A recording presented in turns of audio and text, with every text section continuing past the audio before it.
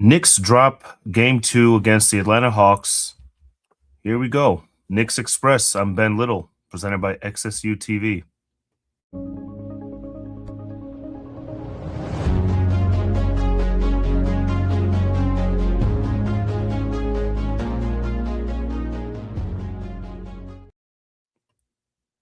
Yeah, to be honest, I don't even know, how to describe what I just saw.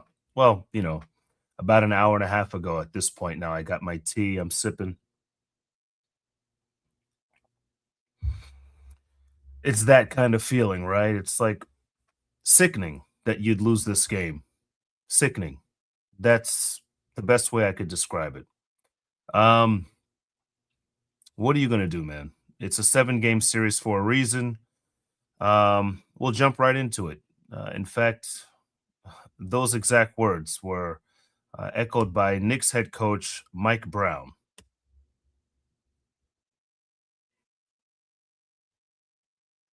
Mike, just what's sort of your message to the team about bouncing back after this one? The reality of it is, it's why these things are 7-game series. You got to keep taking it one possession, one quarter, one game at a time. And Atlanta did what they wanted to do. They came in here and they took one from us at home. And in my opinion, you got to be able to win on the road if you expect to get where you want to go to. And so for us, we got to go win on the road. Yeah, interesting. He says Atlanta came in and did what they wanted to do. Now, I know he's talking about winning a game at MSG, but it seemed like they did a lot more than just win a game at MSG. They shut you guys down at moments and times. They had like an 11-0 run in the fourth quarter. They held you to like 15 points in the fourth quarter. Their defense surprised me, and I know they were one of the better teams in the NBA. They were probably, if not the best team in the NBA for a good stretch after the All-Star break. Certainly, a top two or three team overall. There was a stretch where they hadn't lost a game in about a month. So they were at home. They were a really good team down the stretch. They're capable. They're here. They're the sixth seed. All those good things, right? Doesn't matter. The Knicks are the better team. The Knicks shouldn't be in this position where they're losing this type of basketball game, where they have double-digit lead in the second half. And we're getting contributions once again, like in game one. The Knicks were in control. You take a look here at the box score. It's interesting, right? You talk about the 11-0 run late. You talk about some of the lineups that Mike Brown put out there, lineups that didn't include Cat or Brunson at times, didn't even include Jordan Clarkson at times. What are you thinking with those lineups? Maybe two things are true. He managed the heck out of game one, and maybe he dropped the ball in game two.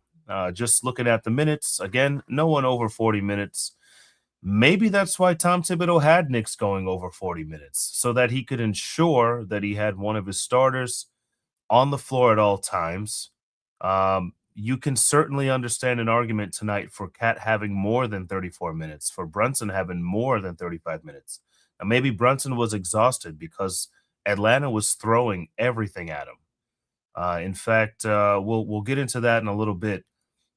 Some of the audio from the Knicks post game, where Jalen Brunson was asked about first half, second half. The ball was moving, then the ball stopped moving. If you're Jalen Brunson, you did have 7 assists, so I'm not going to get on him too much about that. Late, he did try to play hero ball, which, again, in this case, I'm not going to get on him about it because down 103 to 100, he tied the game, and then down 107 to, I believe, 103 still, right? He hit another three to pull him within one. What are you going to do? No one else seems to be able to hit a shot or make a shot. And OG Anunoby couldn't even hit 2 free throws late. Points. The distribution is it's okay. Brunson 29, Bridges 10 points. Boy, wouldn't we all love for that to just say 12, and then I'd have nothing to say about Bridges. That last shot, I don't know, was a good look, I guess, Knicks apparently did not have a timeout, although the broadcast said they had a timeout. It appears they did not have a timeout. So you got to get down the court. They did a great job getting down the court, but then he takes the shot fading back. Why? Why would you do that? Why would you do that? I just don't understand. I mean, all the momentum is going toward the basket, man. You got to be a little bit more poised and skilled than that. All the momentum's going toward the basket, and then you shoot the ball fading back. Man, I don't care what the jump shot looks like. Make it productive. Get in the air, go towards the basket, floater, shoot short, whatever. Do something better than that. The look was good. I thought the him being off balance made no sense, especially being off balance, falling back made no sense in that situation. As soon as he jumped, I was like, what is he doing? His momentum is killed. Everything's off. Horrible. Bad shot. Great look, terrible shot.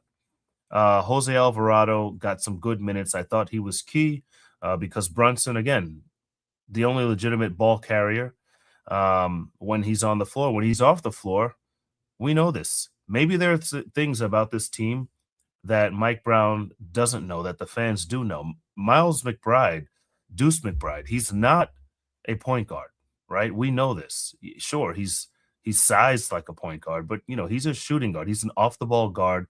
He's you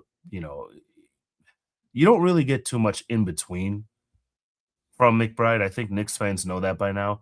He's either giving you 3 threes and a lot of energy, or he's not giving you much. You rarely get in between production from McBride. That is what it is. Again, maybe this is something Knicks fans knew to expect, and Mike Brown didn't. Maybe he was trying to lean a little bit too heavily on him. But if Atlanta's defense is giving Brunson problems, they're certainly going to take advantage of pretty much everyone else trying to bring the ball up the floor. So, maybe the Knicks did get a little bit exposed there, but you do have Jose Alvarado. I think you need to go to him sooner. And I'm sure that the Knicks will regroup and come out with some different things for game 3. You have to at this point if you're trying to, do what you said you were trying to do, which is get to the NBA Finals.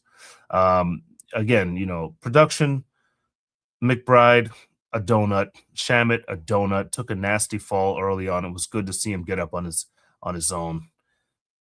I thought Mitch, man, again, 13 points, 6 of 6 from the floor. 6 of 6 from the floor probably should have been 8 of 8 or 9 of 12. I think more opportunities, be more intentional with Mitch, man. It's the same thing I said last year. Whenever they lost some ugly game, use the guy. Use him. He's a weapon, man. Use him. Use your weapons, man. Karl-Anthony Towns, 8 of 12. I don't know. Brunson's getting 26 shots. Should Brunson be taking 14 more shots than Karl-Anthony Towns? I don't think so. No, not if I'm running the team. No way. No way. That's not happening. Let me zoom this in a little bit. So the Knicks were, I believe, 42% from 3 in game 1, 32% tonight. Very similar numbers for Atlanta. The Knicks are 11 of 34. Atlanta was 9 of 30. Knicks horrible from the free throw line. Atlanta okay from the free throw line. 18 of 23, pretty good, I guess. 17 of 27. Knicks 10 misses, but none more notable than OG Anunoby's 2 misses late, which somehow McCollum followed him up, hold my beer, and goes out there and he misses 2 straight threes, 2 straight free throws late, which gave the Knicks a chance to win the game. That was pretty incredible, to be honest. 14 turnovers. Yeah, that's not good. I mean, Knicks' largest lead was 14. Obviously, the largest lead for Atlanta, 4 points, which that was at that point 107-103 when Brunson then brought it back to within 1. The situation before, Well, okay. I'm a little ahead of myself here. So this is what I wanted to play earlier. I mentioned Jalen Brunson being asked about um, the ball movement, the lack thereof late. Double team you when first quarter, the ball is moving pretty fluid, but in the end, the ball kind of just wasn't moving that much. But obviously, you hit a big shots. Are you expecting to make some changes maybe down the stretch next game if things kind of happens when they start double team you? Yeah, make better decisions and put my team in a position to win. Make better decisions, put my team in a position to win. So, in case you couldn't hear the reporter there asking in that post game presser, you mentioned Jalen. The ball movement was fluid early on in the game. Later in the game, the ball was stagnant. If anything stood out to me in that fourth quarter, it was the fact that the Knicks were just playing one-on-one basketball late.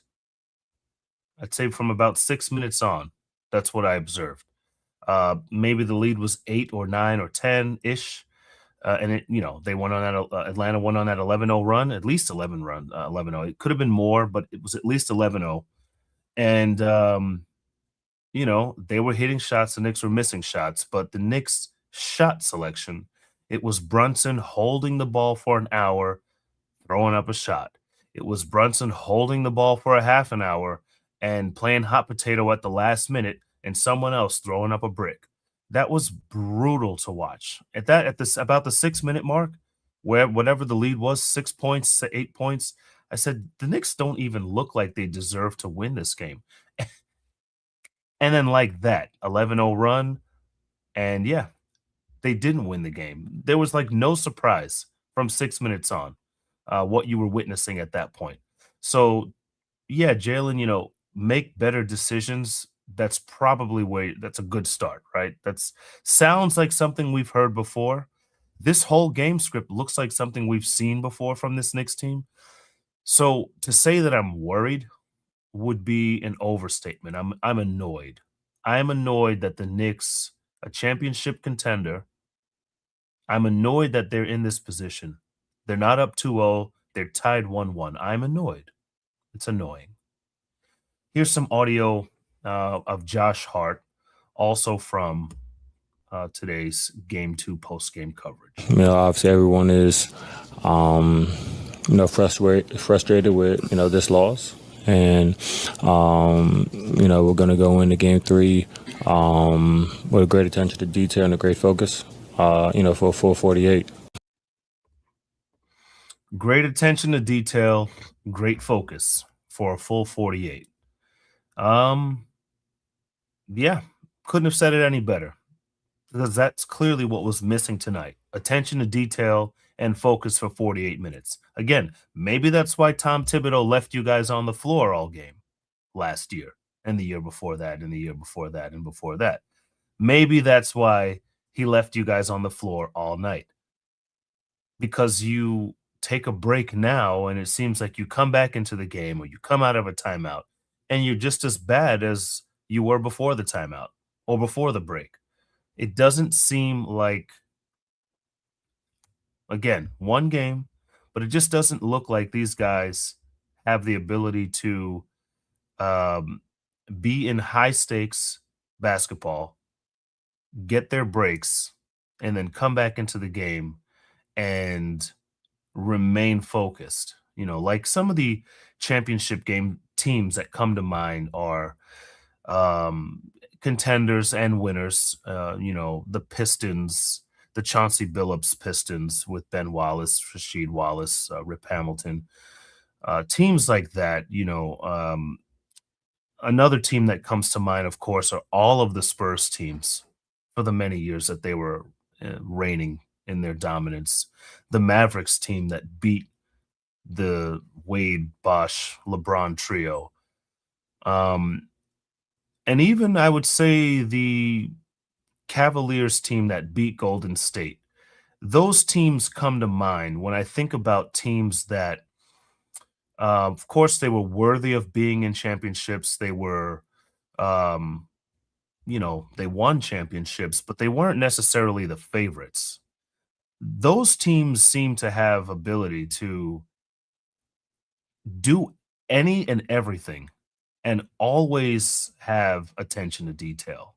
Didn't matter who was on the court for how many minutes, at what time in the game.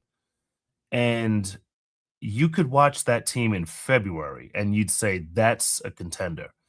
And that's kind of the problem I have with Josh Hart saying, "Oh, we're going to come out and we're going to be focused for 48." Because we've seen this from this Knicks team throughout the season, where things like their focus and attention to detail have come into question. That's scary if you want to consider them a championship contender. Things like that shouldn't be in question at all, whether you win or lose, right? So hopefully they can fix this in real time.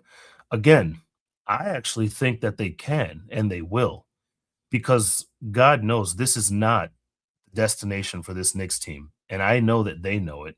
And we've seen them do other good things. While I can harp on some of the bad things, we've seen them win the NBA Cup for what it's worth. It was a time period in which they had to be focused and detailed and handle the business until the job was done, and they did it. We've seen them do that. We've seen them in this situation, like Josh Hart says, in a series 1-1 when maybe they should be up 2-0. We've seen them overcome some pretty I won't say even some tall mountains, but they've overcome some hurdles, right? So if they are the team that we think they are, they should be able to get through this, win game 3 on the road, and instead of being, in a position to go up 3-0, now we're hoping to go up 2-1. And by all accounts, this series looks like, just by the way that today's game ended, this will be a 2-2 series coming back to the Garden. And, you'd have to win game 5 and then finish it out in 6 on the road. And that sucks. I mean, that's not the blueprint, but it is now. The plans have changed on the fly. Would have been nice to be up 2-0, split, come home and finish it in 5. But we'll see. You got to take it one game at a time, one quarter at a time. And for 7 out of the 8 quarters, the Knicks have been the better basketball team. This fourth quarter, hopefully it was an anomaly, because it was brutal and it was hard to watch. It was sickening. That's why I'm sitting here sipping tea at the post game. I am Ben Little. This was Knicks Express. If you like anything that you've heard here tonight, give me a like. And if you're really crazy, give me a subscribe. I will see you after game 3 or maybe before game 3. I don't know. We'll see. Whatever I'm in the mood for, that's what I'm going to do. You have a good night, and I'll see you next time. Ciao.